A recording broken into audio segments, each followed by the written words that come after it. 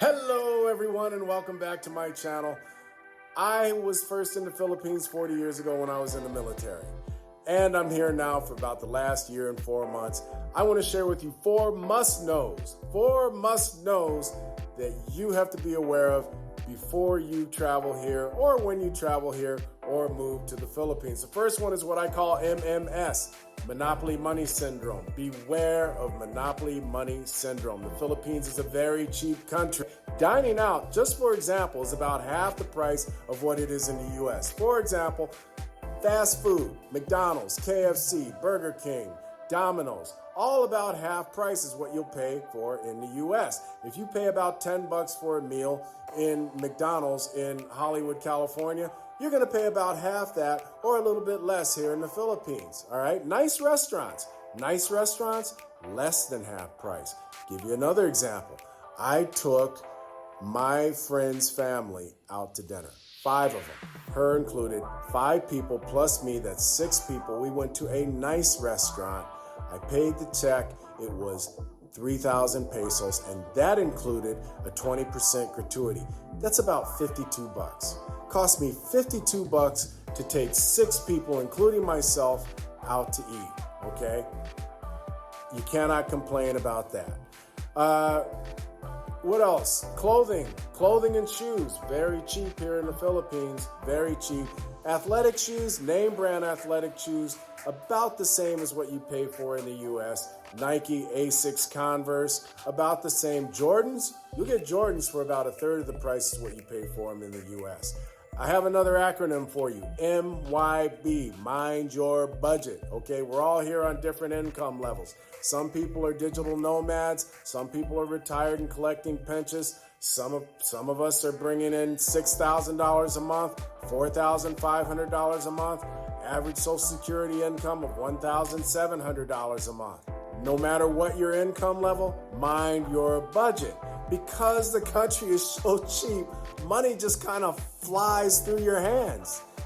I have a tip. Download and install on your phone a currency conversion app. It'll also help you with mileage, converting kilometers to miles. It'll help you with weights, converting kilograms to pounds or grams to ounces. Very, very helpful. There are a number of user-friendly currency conversion apps in the various app stores, and most of them are free. I have one that's free that I become accustomed to, and I love it, man. And if I'm being perfectly honest, and I always try to be rigorously honest, it took me about 3 or 4 months to get rid of MMS, okay? 3 or 4 months before I got to the point where I had a handle on my budget, I knew what I was spending, and I was living comfortably. And I wasn't just throwing money away, all right? Adjust your expectations. Point number 2, adjust your expectations. When I first arrived, people told me I was wound way too tight. They actually told me that. Oh, by the way, if you're getting value out of this video, don't forget to hit like and subscribe. In fact, please hit like and subscribe. People actually said to my face, "You are wound way too tight. Where are you from?" Well, I spent 40 years of my life in California and 30 years of it in Los Angeles, all right? They told me I needed to get the island vibe. Life is a whole lot slower here, guys. A whole lot slower than it is in any city or small town in the U.S. This is not Los Angeles. This is not Chicago, New York, Miami, or Dallas. It's not even the beautiful town of Ferndale, California. The population when I was there was about 4,000 people. It's not even that, okay? It is a lot slower here. It could take you 30 minutes to 45 minutes just to get your food at a nice restaurant. Supermarket lines are very, very slow. Supermarket lines are much slower here than they are in the U.S. And if you're in the supermarket at about 6 p.m., they might stop for prayer. There'll be a prayer being read over the loudspeaker, and the cashiers will stop what they're doing, they'll clasp their hands, and they'll follow along with the prayer. Could take 3 to 5 minutes. It's probably not that long. It's probably in my mind, but it seems like a full-on 5 to 10 minutes.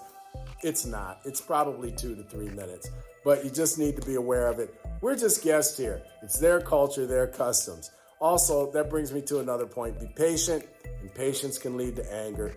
Like I said, this is not any large city or even small town in the U.S. And never, ever, if you do get impatient and you do get angry, never argue with a Filipino because you're going to lose. You got to watch your temper here, man. You're going to lose if you get in an argument with a Filipino. And if for any reason, like I said, I've said a couple of times already, we are guests in this country. If for any reason you feel like you've been wrong and you want to take somebody to court, you're going to lose. You just need to know that. Even if I have a friend, he's an expat, he's an American. He took some people to court. He had like 5 or 6 witnesses speaking up on his behalf. He lost. He had to pay like 150,000 pesos, which is about $1,500, because he took somebody to court, had all these witnesses speaking up on his behalf. The other side had nobody, and he still lost, only because he's a foreigner. You see, here as foreigners, we are second-class citizens. We have no rights. You have to know that when you come here. You have no rights. Unless there's video evidence, you're gonna lose in court. Which brings me to another point about video evidence. If you're gonna drive a car, rent a car, or buy a car, make sure you invest in a dash cam. Most dash cam packages come with forward-facing cameras and rear cameras. Make sure you install it. Also, if you're riding a motorcycle or a scooter, whether renting or buying, mount a GoPro on your helmet. But that way you have video evidence in case anything ever happens, okay? Another thing about arguing with Filipinos, just walk away. If you find yourself getting angry, just walk away, because you'll find that if you argue with a Filipino in public, other Filipinos are going to gather around because they're going to see you're a foreigner, and you don't want to be in that position. Now, I'm not trying to scare you. The Philippines is a beautiful country, but I do have to share one story about that with you. I was joking with somebody because I was with another girlfriend. I was with her, and I was trying to buy some merchandise on the street, right? And I laughed, and I went, Baluka, Baluka, which means you're crazy in Tagalog, right? And he kind of grinned, and he was uncomfortable. But when we walked away, she said, you can't do that here. She said, I don't know. She said, maybe that's okay in the U.S., but you can't do that here. He doesn't know you. To him, you're a foreigner. He doesn't know you're joking, and he can kill you. She said, there is a mafia here, and you don't know who's a part of it. Could be a trike driver, could be a cab driver, could be a store clerk, a food cart vendor. You don't know who's a part of that mafia, and they can shoot you. And because you're a foreigner, nothing's going to happen to him, okay? So fair warning was given to me, and I am passing it along to you. Like I said, I'm not trying to scare you, but you need to know the customs. You need to understand the culture, and you need to understand what their sense of humor is. Now, look. Overall, the Philippines is a beautiful country with beautiful and very kind, very sweet people, okay? Your visit or your move here can be very sweet if you're retired or if you're a digital nomad. Life is great here in the Philippines, man. You just need to know the rules. You just have to know the rules. And one thing that can help you with that is learning the language. You don't have to be fluent. Just get online. Go to italki.com or Fluent U. I don't get anything for mentioning these places.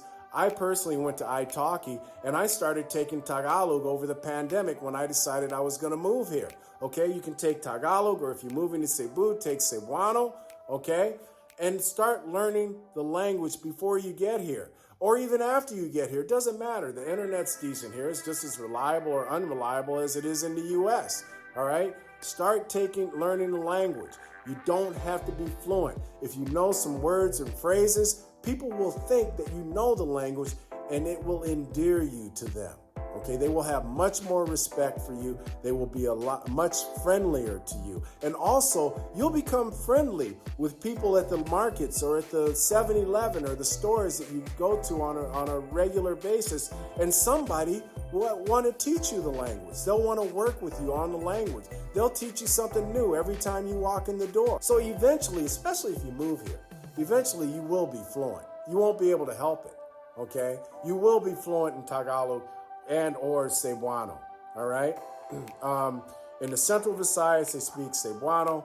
They know Tagalog, but they don't speak it. On Luzon, which is where Manila is, they speak Tagalog. If people are standoffish with you when you meet them, they're not trying to be rude. It's because they're not comfortable with the English that they know. And not everybody, yes, the Philippines is an English-speaking country. Not everybody speaks English in the Philippines. Don't forget to hit like and subscribe. Beautiful country, beautiful people.